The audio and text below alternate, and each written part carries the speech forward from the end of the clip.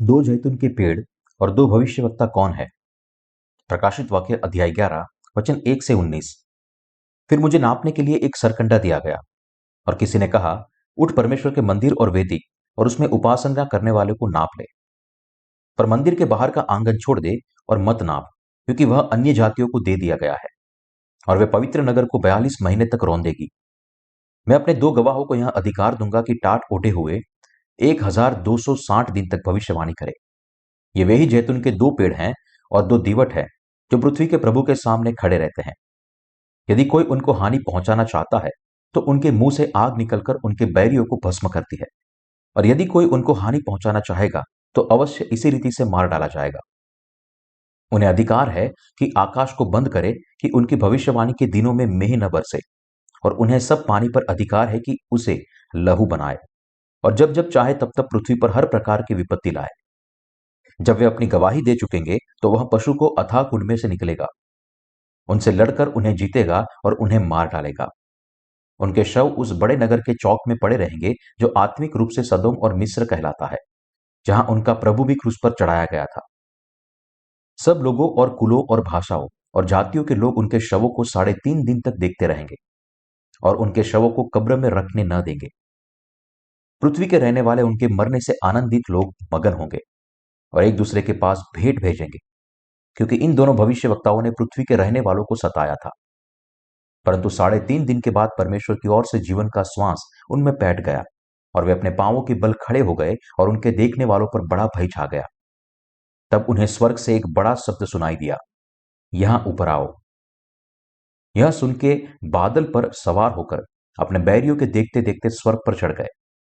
फिर उसी घड़ी एक बड़ा भूकंप हुआ और नगर का 10वां भाग गिर पड़ा, और उस भूकंप के 7,000 मनुष्य मर गए और शेष डर गए और स्वर्ग के परमेश्वर की महिमा की। दूसरी विपत्ति बीत चुकी, देखो तीसरी विपत्ति शीघ्र आने वाली है। जब 7वें दूत ने तुरही फूकी तो स्वर्ग में इस विषय के बड़े बड़े शब्द होने लगे, जगत का राज्य हमारे प्रभु का और उसके मसीह का हो गया, और वह युग युग राज्य करेगा। तब 24 प्राचीन जो परमेश्वर के सामने अपने अपने सिंहासन पर बैठे थे, मुंह के बल गिर गए और परमेश्वर को दंडवत करके यह कहने लगे, हे सर्वशक्तिमान प्रभु परमेश्वर, जो है और जो था, हम तेरा धन्यवाद करते हैं कि तूने अपनी बड़ी सामर्थ को काम में लाकर राज्य किया है। जातियों ने क्रोध किया पर तेरा प्रकोप आ पड़ा, और वहां समय आ पहुंचा है कि मरे हुओं का न्याय किया जाए, और तेरे दास भविष्यवक्ताओं और पवित्र लोगों को, उन छोटे बड़ों को जो तेरे नाम से डरते हैं, बदला दिया जाए, और पृथ्वी के बिगाड़ने वाले नष्ट किए जाए। तब परमेश्वर का जो मंदिर स्वर्ग में है वह खोला गया, और उसके मंदिर में उसकी चाब वाचा का संदूक दिखाई दिया, और बिजलियां और शब्द और गर्जन और भूकंप हुए और बड़े ओले पड़े।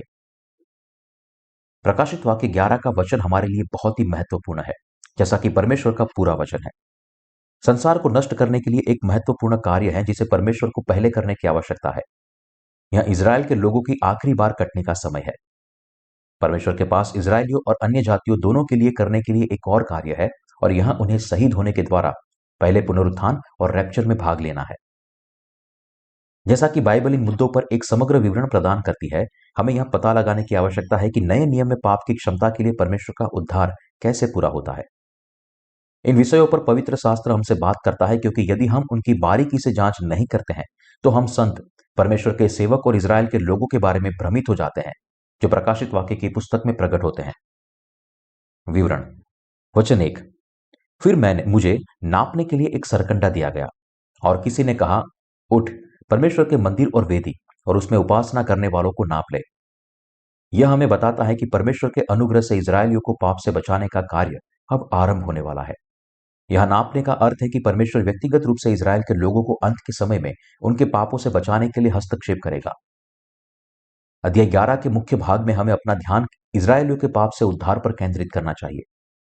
यह वचन हमें बताता है कि तब से पानी और आत्मा का सुसमाचार इज़राइल के लोगों में फैलाया जाएगा, जो परमेश्वर के कार्य की शुरुआत को दर्शाता है, जो इज़राइलियों को परमेश्वर के लोगों को उनके सभी पापों से मुक्त कर देता, जो यीशु मसीह के द्वारा दिए गए उद्धार के अनुग्रह के माध्यम से है। परमेश्वर ने प्रकाशित वाक्य 11 को अंत के समय में इज़राइलियों को अपने पाप की क्षमा देने के लिए भी दर्ज किया। वचन 1 और 2 में नापने का अर्थ है सभी चीजों के लिए मानक स्थापित करना। अपने मंदिर को नापने में परमेश्वर का उद्देश्य यह पता लगाना है कि पहले से ही इजरायलियों को बचाने की योजना बना चुके हैं, लेकिन क्या उनके हृदय उनके उद्धार को प्राप्त करने के लिए तैयार है या नहीं। और यदि उनके मन तैयार न हो तो उन्हें तैयार करना कि उनका मन सीधा रहे। वचन 2, पर मंदिर के बाहर का आंगन छोड़ दे, उसे मत नाप, क्योंकि वह अन्य जातियों को दे दिया गया है और वे पवित्र नगर को 42 महीनों तक रौंदेंगी। परमेश्वर ने शैतान को अन्य जातियों को 3.5 साल तक रौंदने की शक्ति दी। इसलिए सभी अन्य जातियों को अपने दिलों में पानी और आत्मा का सुसमाचार, छुटकारे का वचन, जितनी जल्दी हो सके बड़े क्लेश के 7 साल की अवधि के पहले 3.5 वर्षों के भीतर प्राप्त करना चाहिए। इस दुनिया का इतिहास समाप्त हो जाएगा, क्योंकि महान क्लेश अपने मध्य भाग से गुजरता है और अपनी दूसरे भाग में प्रवेश करता है। जल्द ही निकट भविष्य में वह समय आएगा जब सभी अन्य जाति साथ ही साथ संत, जो पहले से ही अपने सभी पापों से बचाए जा चुके हैं, शैतान द्वारा रौंद दिए जाएंगे। इस प्रकार अन्य जातियों को अपने पापों की क्षमा प्राप्त करनी चाहिए और उनके द्वारा क्लेश के पहले 3.5 साल बीतने से पहले शहादत के अपने विश्वास को तैयार करना चाहिए। इस समय इज़राइल के लोग भी पहले 3.5 वर्षों के दौरान भयानक क्लेश के अधीन होंगे, लेकिन वे इस तथ्य को भी स्वीकार करेंगे कि इस समय यीशु की उनका उद्धार करता है। अंत में इज़राइल के लोग महान क्लेश से पहले 3.5 वर्षों के दौरान अपने सभी पापों से उद्धार प्राप्त करेंगे। हमें यह समझना चाहिए कि महान क्लेश की अवधि के दौरान भी परमेश्वर इज़राइलियों को पाप की क्षमा की अनुमति देगा। वचन 3, मैं अपने 2 गवाहों को यह अधिकार दूंगा कि टाट ओढ़े हुए 1260 दिन तक भविष्यवाणी करें। परमेश्वर विशेष रूप से इज़राइल के लोगों के लिए अपने सेवकों के रूप में 2 गवाहों को खड़ा करेगा। 2 भविष्यवक्ता जिन्हें परमेश्वर इज़राइलियों के लिए खड़ा करेगा, उन्हें पुराने भविष्यवक्ताओं की तुलना में दुगनी सामर्थ दी गई है और उनकी गवाही के शब्दों के माध्यम से परमेश्वर इज़राइल के लोगों के बीच कार्य करना शुरू कर देगा, ताकि वे यीशु मसीह को अपने उद्धारकर्ता के रूप में स्वीकार करें। इन 2 भविष्यवक्ताओं के कार्यों के माध्यम से बहुत से इज़राइली परमेश्वर के वास्तविक रूप से नया जन्म प्राप्त करने वाले लोग बन जाएंगे। 2 भविष्यवक्ता होने के द्वारा जिन्हें परमेश्वर अंत के समय में इज़राइलियों को उनके पापों से बचाने, चिन्ह और चमत्कार करने के लिए भेजेगा, वहां इज़राइलियों को, जो तब इन भविष्यवाणियों के नेतृत्व में होंगे, मसीह के पास लौट आएंगे और उस पर अपने उद्धारकर्ता के रूप में विश्वास करेंगे। ये 2 भविष्यवक्ता बड़े क्लेश के पहले 3.5 वर्षों के दौरान 1260 दिनों तक इज़राइल के लोगों को परमेश्वर का वचन खिलाएंगे। इज़राइलियों को पानी और आत्मा का सुसमाचार देने और उस पर विश्वास करने के द्वारा परमेश्वर उन्हें उसी उद्धार की अनुमति देगा जिसने विश्वास के द्वारा नए नियम के समय के अन्य जातियों को उनके सभी पापों से बचाया था। वचन 4, ये वे ही जैतून के 2 पेड़ और 2 दीवट हैं जो पृथ्वी के प्रभु के सामने खड़े रहते हैं। यहां जैतून के 2 वृक्ष परमेश्वर के 2 भविष्यवक्ताओं का उल्लेख करते हैं। प्रकाशित वाक्य 11:10। दूसरी और 2 दीवट परमेश्वर के उस कलीसिया का उल्लेख करते हैं जिसे उसने अन्य जातियों के बीच स्थापित किया था, और वह कलीसिया जिसे उसने इज़राइल के लोगों के लिए अनुमति दी थी। परमेश्वर ने यहूदियों और अन्य जातियों दोनों के बीच अपनी कलीसिया बनाई है और वह अंतिम दिन तक आत्माओं को पाप से बचाने का अपना कार्य करता रहेगा। जैतून के 2 वृक्षों और 2 दीवटों के द्वारा परमेश्वर हमें बताता है कि जैसे उसने इज़राइलियों को उनके पापों से बचाने के लिए पुराने नियम के समय में अपने भविष्यवक्ताओं को खड़ा किया था, और इन भविष्यवक्ताओं के माध्यम से उसने बात करने का कार्य किया था, जब अंत का समय आएगा वह इज़राइल के लोगों में से 2 भविष्यवक्ताओं को भी खड़ा करेगा जो उसके वचन का प्रचार करेंगे और इन भविष्यवक्ताओं के द्वारा इज़राइलियों को यीशु के पास लौट कर लाएंगे। इज़राइली अन्य जाति मूल के परमेश्वर के सेवकों को गंभीरता से लेने में विफल रहे हैं और वे यह नहीं सुनते कि परमेश्वर के ये सेवक उनसे क्या कहते हैं। जब वे बलिदान प्रणाली और पुराने नियम की भविष्यवाणियों के बारे में सब कुछ जानते हैं, तो अंत समय के परमेश्वर के भविष्यवक्ताओं को इज़राइल के अपने लोगों से खड़े करने की आवश्यकता है। इज़राइली पवित्र शास्त्र में इतने पारंगत है कि वे दौड़ते हुए भी पूरे तोरा का पाठ कर सकते हैं। यही कारण है कि वे उस पर अभी विश्वास नहीं करते जो परमेश्वर के अन्य जाति सेवक उनसे कहते हैं। लेकिन परमेश्वर के सेवक पानी और आत्मा के सुसमाचार को सुनकर, जिसका प्रचार मैं और आप अभी करते हैं, वे अपने लोगों में से खड़े होंगे। जब पानी और आत्मा के सुसमाचार में विश्वास करने वाले अपने आप से उठेंगे और उनमें से परमेश्वर द्वारा स्थापित 2 भविष्यवक्ता उठेंगे जो उन्हें परमेश्वर के वचन की व्याख्या और प्रचार करेंगे, तब से इज़राइली विश्वास करने लगेंगे। इज़राइल के लोगों को पता चल जाएगा कि ये 2 गवाह अंत के समय में उन्हें उनके पापों से बचाने के लिए स्वयं परमेश्वर द्वारा भेजे गए और खड़े किए गए भविष्यवक्ता है। ये भविष्यवक्ता अपनी शक्तिशाली सामर्थ का प्रयोग करेंगे, ठीक वैसे ही जैसे पुराने नियम में परमेश्वर के सेवक, जिन्हें इजरायली अच्छी तरह से जानते थे और विश्वास करते थे, उन्होंने प्रयोग किया था। इसलिए इजरायली अपनी आंखों से उन शक्तिशाली चमत्कारों को देखेंगे जो वास्तव में दो गवाह करेंगे। इससे इजराइल के लोग यीशु मसीह के पास लौट आएंगे और प्रभु में विश्वास करेंगे। जब वे यीशु मसीह को परमेश्वर के पुत्र और उनके उद्धारकर्ता के रूप में पहचानते हैं, जैसे हम करते हैं, तो उनका भी हमारे जैसा ही विश्वास होगा। अर्थात वे भी पानी और आत्मा के सुसमाचार में विश्वास करने के द्वारा बचाए जाएंगे।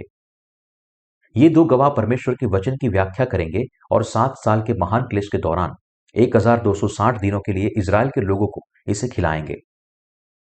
जिस प्रकार आप और मैं, जो नए नियम के समय के अन्य जाति हैं, पानी और आत्मा के सुसमाचार में विश्वास करने के द्वारा बचाए गए हैं, परमेश्वर भी इजरायलियों को अंत के समय में इस पानी और आत्मा के सुसमाचार में विश्वास करने के द्वारा बचाए जाने की अनुमति देगा। जैसा कि वचन 4 हमें बताता है, ये वे ही जैतून के 2 पेड़ और 2 दीवट हैं जो पृथ्वी के प्रभु के सामने खड़े रहते हैं। बाइबल इन दोनों गवाहों को जैतून के 2 वृक्ष कहती है। जैतून के 2 वृक्ष अंत समय के 2 भविष्यवक्ता का उल्लेख करते हैं। वचन 10 में लिखा है, पृथ्वी के रहने वाले उनके मरने से आनंदित और मगन होंगे और एक दूसरे के पास भेंट भेजेंगे, क्योंकि इन दोनों भविष्यवक्ताओं ने पृथ्वी के रहने वालों को सताया था। यहां हमें 2 जैतून के पेड़ कौन है, इस पर ध्यान केंद्रित करके इस वचन को हल करना चाहिए। जैतून के पेड़ों का उपयोग पुराने नियम के युग में पवित्र स्थान की सजावट और परमेश्वर के मंदिर की वेदी को उनके तेल से अभिषेक करने के लिए किया जाता था। इस जैतून के तेल का उपयोग अन्य उद्देश्यों के लिए भी किया जाता था, जैसे कि मंदिर के दिए जलाने में। उन्हें मंदिर में केवल शुद्ध जैतून के तेल का ही उपयोग करना था। परमेश्वर ने अपने मंदिर में किसी भी तेल का इस्तेमाल करने की अनुमति नहीं दी, लेकिन उन्होंने यह सुनिश्चित किया कि केवल जैतून का तेल इस्तेमाल किया जाएगा। इस प्रकार हमें यह जानना होगा कि जैतून का पेड़, साथ ही अंजीर का पेड़, इजराइल के लोगों का प्रतिनिधित्व करता है। इन 2 जैतून के पेड़ों और 2 दीवटों की कई व्याख्याएं हैं। कुछ लोग यह भी दावा करते हैं कि वे स्वयं जैतून के पेड़ हैं, लेकिन जैतून के 2 पेड़ अभिषिक्त जनों को दर्शाता है। पुराने नियम के समय में लोगों का अभिषेक तब किया जाता था जब उन्हें भविष्यवक्ता, राजा या याजक के रूप में स्थापित किया जाता था। जब किसी का इस प्रकार अभिषेक किया गया तो पवित्र आत्मा उस पर उतरा। इस प्रकार जैतून का पेड़ यीशु मसीह को संदर्भित करता है, जिसे पवित्र आत्मा के द्वारा गर्भ धारण किया गया था। लेकिन इस बात को लेकर लोगों में कई तरह की भ्रांतियां हैं। फिर भी 2 जैतून के पेड़, जो 2 गवाह है जिनका पूरे मुख्य भाग में उल्लेख किया गया है, परमेश्वर के 2 सेवक को संदर्भित करते हैं, जिन्हें वह विशेष रूप से इजरायलियों के उद्धार के लिए अंत समय में खड़ा करेगा। वचन 4 हमें यही बता रहा है। और यहां 2 दीवट परमेश्वर की कलीसिया का उल्लेख करते हैं, जिसे उसने अन्य जातियों के बीच अनुमति दी थी और इजराइल के लोगों के बीच अनुमति दी थी। पुराने नियम के युग में इजरायलियों के पास मूल रूप से परमेश्वर की कलीसिया थी, लेकिन नए नियम के युग में उनके पास अब यह परमेश्वर की कलीसिया नहीं रही। क्यों? क्योंकि उन्होंने अभी तक यीशु मसीह को नहीं पहचाना और उनके हृदयों में पवित्र आत्मा भी नहीं है। चूंकि उन्होंने न तो पानी और आत्मा के सुसमाचार को और न ही यीशु मसीह को स्वीकार किया है, परमेश्वर की कलीसिया अब उनके बीच नहीं है। हालांकि दुनिया के अंत से पहले महान क्लेश के पहले 3.5 वर्षों के दौरान परमेश्वर अपनी कलीसिया को इजराइल के लोगों को भी अनुमति देगा। यही कारण है कि बाइबल हमें जैतून के 2 पेड़ों के बारे में बताती है, जो 2 गवाह है। प्रभु अपने कलीसिया की स्थापना करेंगे और यहूदियों और हम अन्य जातियों के बीच आत्माओं को पाप से बचाने का अपना कार्य करेंगे। और इन कलीसियाओं के माध्यम से वह उन्हें मसीह विरोधी को प्रकट होने तक पापों से आत्माओं को बचाने के लिए आत्मिक कार्य की सेवा करने के लिए कहेगा। इसका मतलब यह है कि परमेश्वर अपनी कलीसिया के सदस्य यानी संतों को पात्र बनाएगा, ताकि वे पाप में खोई हुई आत्माओं को बचाने की सेवा कर सके। इसलिए हमें विश्वास में अपनी शेष सेवकाई को विश्वास से पूरा करना चाहिए। वचन 5, यदि कोई उनको हानि पहुंचाना चाहता है तो उनके मुंह से आग निकलकर उन्हें बैरियों को भस्म करती है, और यदि कोई उनको हानि पहुंचाना चाहेगा तो अवश्य इसी रीति से मार डाला जाएगा। परमेश्वर ने यह सामर्थ 2 भविष्यवक्ताओं को दी ताकि वे अपने विशेष कार्यों को पूरा कर सके। अंत के समय में इजराइल के लोगों को पश्चाताप करने और शैतान पर जय प्राप्त करने के लिए परमेश्वर हमें दिखाता है कि जो कोई भी 2 गवाहों को मारने की कोशिश करेगा, उसे स्वयं नुकसान होगा और परमेश्वर के वचन की सामर्थ इन 2 गवाहों के पास होगी। इस प्रकार इज़राइल के लोग इन दो भविष्यवक्ताओं की शिक्षाओं पर विश्वास करते हुए यीशु मसीह के पास लौट आएंगे। यही कारण है कि परमेश्वर इज़राइल को दो जैतून अर्थात दो गवाहों को अनुमति देगा, ताकि वे अंत के समय में अपने पापों से बचाए जा सके। वचन 6, उन्हें अधिकार है कि आकाश को बंद करे, कि उनकी भविष्यवाणी के दिनों में मेंह न बरसे, और उन्हें सब पानी पर अधिकार है कि उसे लहू बनाए, और जब जब चाहे तब तब पृथ्वी पर हर प्रकार की विपत्ति लाए। क्योंकि इज़राइल के लोग तब तक पश्चाताप नहीं करेंगे जब तक कि परमेश्वर के सेवक, जिन्हें वह उनके लिए खड़ा करेगा, सामर्थ के इन कार्यों को पूरा नहीं करेंगे। परमेश्वर दो गवाहों को अपनी सामर्थ के साथ काम करने की अनुमति देगा। दो भविष्यवक्ता न केवल इज़राइलियों को यीशु के पास ले आएंगे, बल्कि वे परमेश्वर के शत्रुओं को भी सामर्थ से पराजित करेंगे और उनकी बुलाहट के सभी कार्यों को पूरा करेंगे।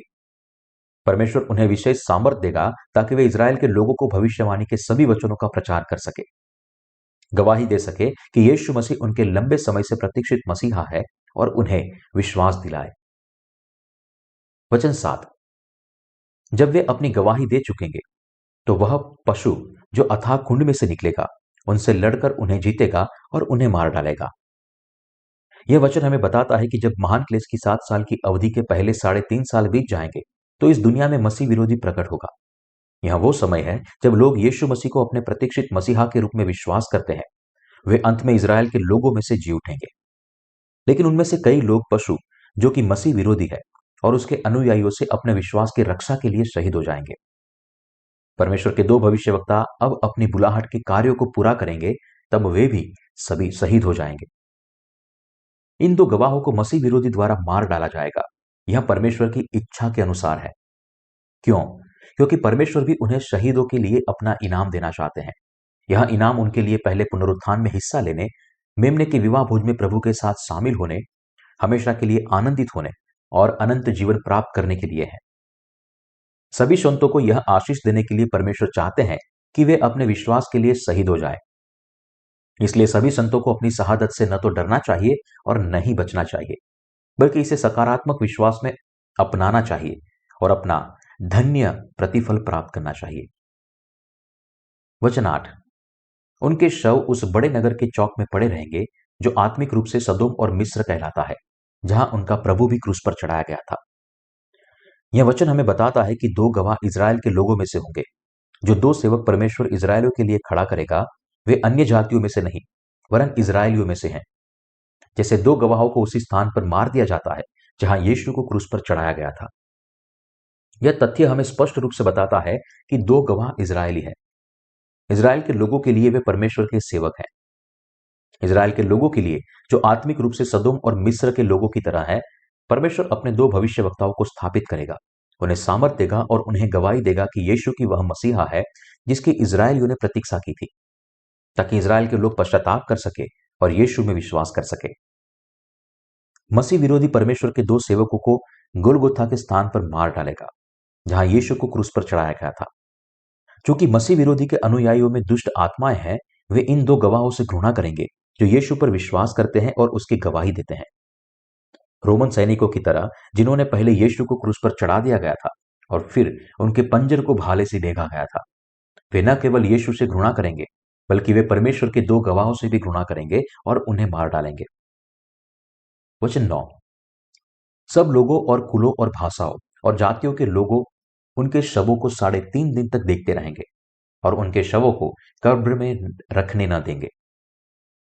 इज़राइल के लोगों में भी ऐसे लोग हैं जो यीशु मसीह को अपना उद्धारकर्ता नहीं मानते हैं। दो सेवकों को, यानी कि जैतून के दो पेड़ के देह की मृत्यु देखकर ये लोग अपनी जीत की भावना से अभिभूत हो जाएंगे, और इस जीत की भावना को बढ़ाने के लिए वे अपने पीड़ितों को उचित रीति से दफनाएंगे भी नहीं।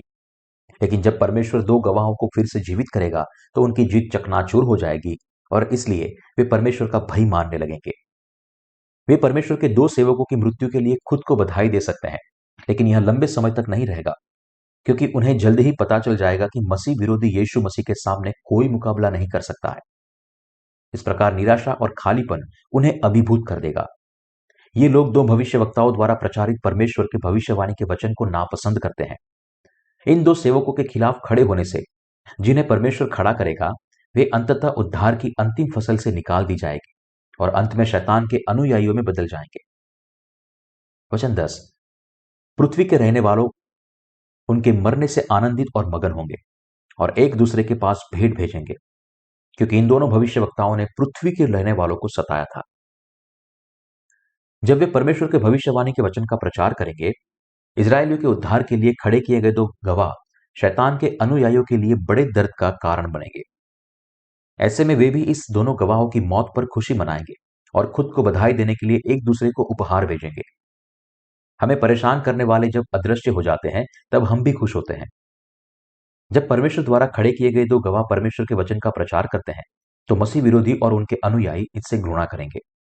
हर बार जब वे परमेश्वर का वचन सुनते हैं, तो उनकी आत्मा पीड़ा से अभिभूत हो जाती है, क्योंकि जब भी दो गवाह उनसे यीशु के बारे में बात करेंगे, तो उन्हें इस प्रकार बहुत पीड़ा होगी। लेकिन जब उन्हें मसीह विरोधी द्वारा मौत के घाट उतारने देखेंगे, तब वे आनंदित होंगे। यही कारण है कि वे उपहारों का आदान प्रदान करते थे और एक दूसरे को बधाई देते थे। वचन 11। परंतु 3.5 दिन के बाद परमेश्वर की ओर से जीवन का श्वास उनमें बैठ गया और वे अपने पांवों के बल खड़े हो गए और उनको देखने वालों पर बड़ा भय छा गया। हालांकि परमेश्वर दो गवाहों को पहले पुनरुत्थान में भाग लेने के लिए कहेगा। यह वचन इस बात का प्रमाण है कि संत जो प्रभु द्वारा दिए गए उद्धार के वचन में विश्वास करके पाप से बचाए जाने के बाद अपने विश्वास की रक्षा के लिए शहीद हुए हैं, पहले पुनरुत्थान में भाग लेंगे।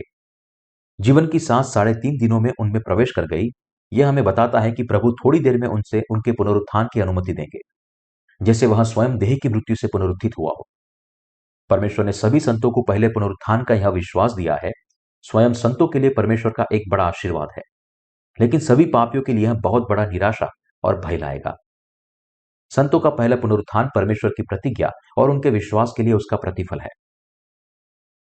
वचन 12। तब उन्हें स्वर्ग से एक बड़ा शब्द सुनाई दिया, यहां ऊपर आओ। यह सुन वे बादल पर सवार होकर अपने बैरियों को देखते देखते स्वर्ग पर चढ़ गए। यह वचन सभी संतों के पुनरुत्थान और रैप्चर की ओर संकेत करता है। भविष्यवाणी के प्रभु के वचन में विश्वास करने के बाद जिन लोगों को उनके सभी पापों से बचाया गया है, उनके पास अपने विश्वास की रक्षा के लिए शहीद होने के अलावा कोई विकल्प नहीं होगा। यह वचन हमें दिखाता है कि प्रभु इन सभी संतों को पुनरुत्थित करेगा और उनका रैप्चर करेगा। संत और परमेश्वर के सेवक जो उसके प्रति अपनी वफादारी में शहीद हुए हैं, उन्हें प्रभु में उनके विश्वास के कारण हवा में उठाकर रैप्चर किया जाएगा। हम परमेश्वर का धन्यवाद करते हैं कि उसने हमें हमारे पापों की माफी में विश्वास के द्वारा बचाए जाने के बाद शहीद होने के उपहार के रूप में हमें पुनरुत्थान और रैप्चर दिए हैं। परमेश्वर पिता उन सभी को पुनरुत्थान और रैप्चर की अनुमति देगा जो मसीह विरोधी के खिलाफ खड़े हैं और यीशु द्वारा दिए गए पानी और आत्मा के सुसमाचार में विश्वास करके शहीद हुए हैं। हमें इस तथ्य पर विश्वास करना चाहिए। संतों का पुनरुत्थान और रैप्चर वे आशीष हैं जो परमेश्वर के द्वारा दिए गए पानी और आत्मा के सुसमाचार पर उनके विश्वास के द्वारा बहती है। शैतान और अंत के समय के उनके अनुयायी जब उन संतों को देखेंगे जिन्हें उन्होंने इतना सताया और मार डाला था, वे अब पुनरुत्थित हुए हैं और रैप्चर हो रहे हैं, तब वे अपने प्रयासों को विफल होते हुए देखेंगे। परमेश्वर शहीद संतों को फिर से जीवित करेगा और उनका रैप्चर करेगा, लेकिन वह 7 कटोरे की विपत्तियों को उंडेलकर इस पृथ्वी पर रहने वालों को नष्ट कर देगा। जब यह कार्य शीघ्र पूरा हो जाएगा, तो वह संतों के साथ इस पृथ्वी पर उतरेगा और धर्मियों को मसीह के विवाह भोज में आमंत्रित करेगा। हमारे प्रभु का यह पर्व 1000 वर्ष तक चलेगा। जब यह 1000 वर्ष का राज्य खत्म हो जाएगा, तो वह शैतान को अथाह गड्ढे से कुछ समय के लिए उठाने और परमेश्वर और उसके संतों के खिलाफ लड़ने की अनुमति देगा। लेकिन वह अंततः शैतान और उसके अनुयायियों को नष्ट कर देगा और उन्हें अनंत आग में फेंकने का न्याय करेगा। हालांकि धर्मी लोग प्रभु के स्वर्ग के राज्य में प्रवेश करेंगे और हमेशा के लिए उनके साथ रहेंगे। वचन 13। फिर उसी घड़ी एक बड़ा भूकंप हुआ और नगर का 10वां भाग गिर पड़ा और उस भूकंप से 7,000 मनुष्य मर गए और शेष डर गए और स्वर्ग के परमेश्वर की महिमा की।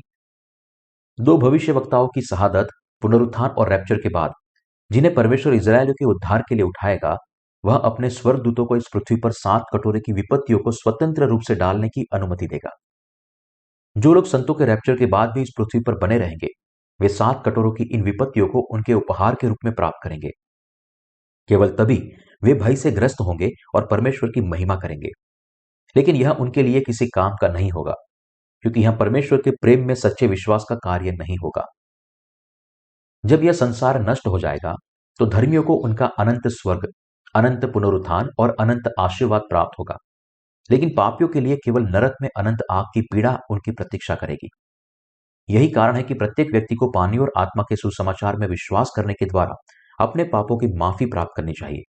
और क्योंकि जो लोग इस प्रकार अपने पापों से छुटकारा पा चुके हैं, वे उस नई दुनिया में विश्वास करते हैं जिसका वादा परमेश्वर ने उनसे किया था। वे सभी को पानी और आत्मा का सुसमाचार सुनाते हैं। वचन 14। दूसरी विपत्ति बीत चुकी, देखो तीसरी विपत्ति शीघ्र आने वाली है। अन्य जातियों और इजरायलियों दोनों के लिए परमेश्वर की ओर से तीसरी विपत्ति प्रत्येक लोगों की प्रतीक्षा करेगी, सिवाय उन लोगों के जिन्होंने उद्धार प्राप्त कर और शहीद होने के द्वारा अपने पुनरुत्थान और रैप्चर में भाग लिया है। वह विपत्ति जो स्वर्गदूत ने छठी तुरही की फूंकने से लेकर 7 कटोरे की विपत्तियों के आरंभ तक 7वीं तुरही की बजने तक रहती है, वह दूसरी विपत्ति कहलाती है। 7 तुरहियों की विपत्तियों को 3 अवधि में विभाजित किया गया है: प्रारंभिक, मध्य और बाद की अवधि। प्राकृतिक विपत्तियां और मसीह विरोधी द्वारा संतों की शहादत पहली और दूसरी विपत्तियों में शामिल है। दूसरी ओर तीसरी विपत्ति वे विपत्तियां हैं जो संसार को पूरी तरह से नष्ट कर देगी। यह तीसरी विपत्ति परमेश्वर के क्रोध के कटोरे हैं जो इस पृथ्वी पर बचे हुए पापियों पर उंडेले जाएंगे।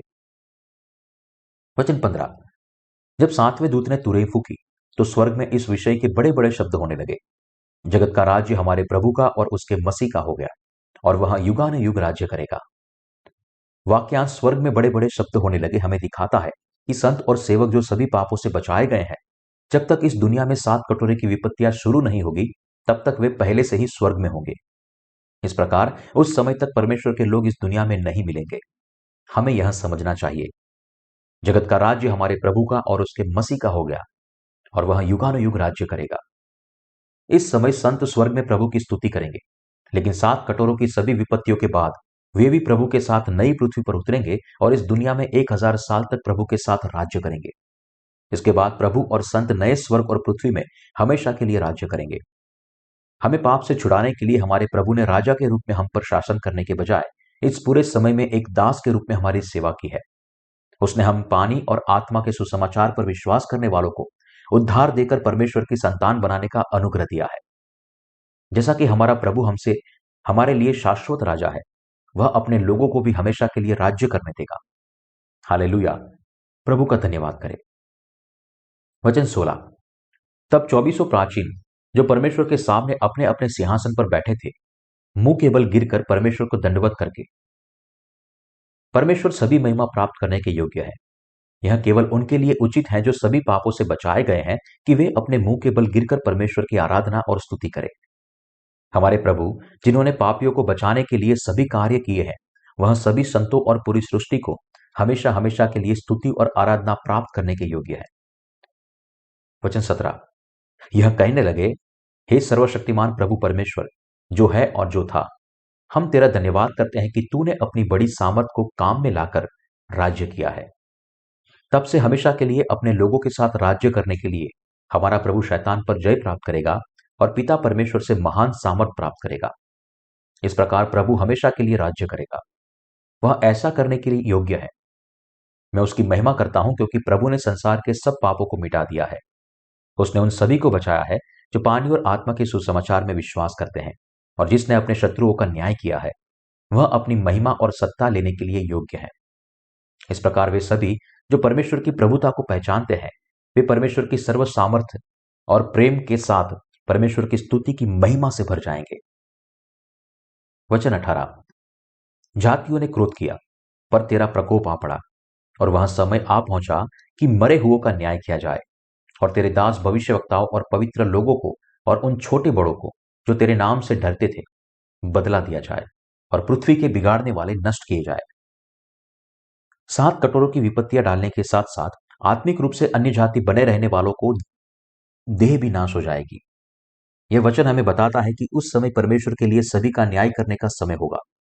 वह अपने सेवकों और भविष्यवक्ताओं, संतों और उसका सम्मान करने वालों को पुरस्कृत करेगा, और उन लोगों को नष्ट कर देगा जो उसकी इच्छा के विरुद्ध खड़े होते हैं और उसकी अवज्ञा करते हैं। जो लोग उसकी प्रभुता को नहीं पहचानते हैं, उन पर प्रभु अपने क्रोध का दंड देगा, परंतु वह पवित्र लोगों को अपने साथ महिमा में होने देगा।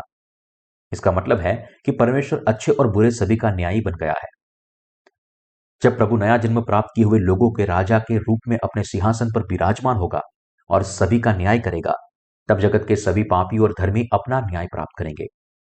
इस समय अपने न्याय के फैसले के रूप में परमेश्वर संतों को स्वर्ग और अनंत जीवन देंगे, लेकिन पापियों के लिए वह उनका शाश्वत विनाश और नरक की सजा देंगे।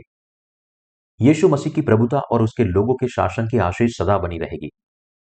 इस समय पहला संसार समाप्त हो जाएगा और दूसरा संसार, मसीह का राज्य, इस प्रकार आरंभ होगा। वचन 19। तब परमेश्वर का जो मंदिर स्वर्ग में है वह खोला गया और उसके मंदिर में उसकी वाचा का संदूक दिखाई दिया, और बिजलियां और शब्द और गर्जन और भूकंप हुए और बड़े ओले पड़े। परमेश्वर अपने संतों, धर्मी लोगों को अपने मंदिर में रहने का आशीर्वाद देगा। ये सभी बातें यीशु मसीह में मनुष्य जाति से किए गए परमेश्वर के वायदे के वचन के अनुसार पूरी होती है। परमेश्वर का राज्य परमेश्वर की भविष्यवाणी के वचन से शुरू होता है और यह इस भविष्यवाणी की पूर्ति के द्वारा पूरा होता है।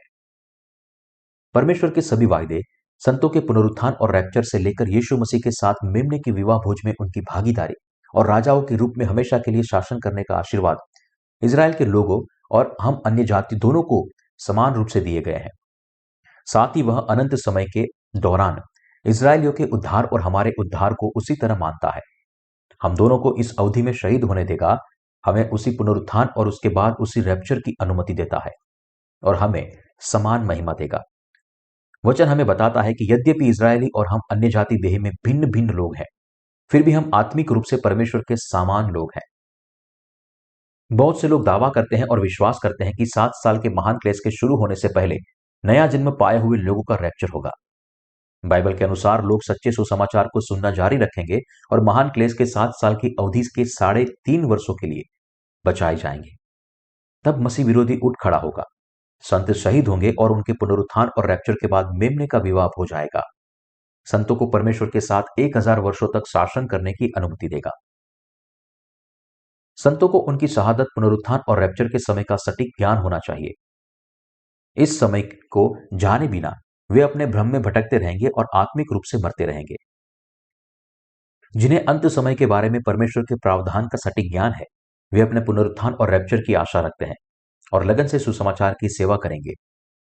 जो लोग जानते हैं कि इस पृथ्वी पर कोई आशा नहीं है, उन्हें पानी और आत्मा के सुसमाचार में विश्वास करने के द्वारा वही आशा रखनी चाहिए जो नया जन्म पाने वाले लोगों की है, और संत परमेश्वर के वचन में विश्वास करके शहीद हो जाते हैं। समय को पहचानने वाले विश्वास की इस युग में अनिवार्य रूप से आवश्यकता है। पूरी दुनिया पर भयानक विपत्तियों और क्लेशों के उतरने और मसीह विरोधी के उठ खड़े होने का समय लगभग आ चुका है। अब आपको अपनी नींद से जागने का समय है। हमें इस बात को ध्यान में रखना चाहिए कि हमें महान क्लेश के लगभग सभी क्लेशों से गुजरना है, और यह अनिवार्य है कि हम मसीह की वापसी में, हमारे पुनरुत्थान और रैप्चर में और मसीह के साथ मेमने के विवाह भोज में हमारी भागीदारी में विश्वास करें। हमारे लिए इस युग के लिए सबसे उपयुक्त विश्वास रखने के लिए हमें पानी और आत्मा के सुसमाचार के संदूक में प्रवेश करना चाहिए। मैं आशा और प्रार्थना करता हूं कि इस वर्तमान युग को जानकर आप में वह विश्वास होगा जिसकी इस युग के लिए सबसे अधिक तत्काल आवश्यकता है और जो सबसे उचित है।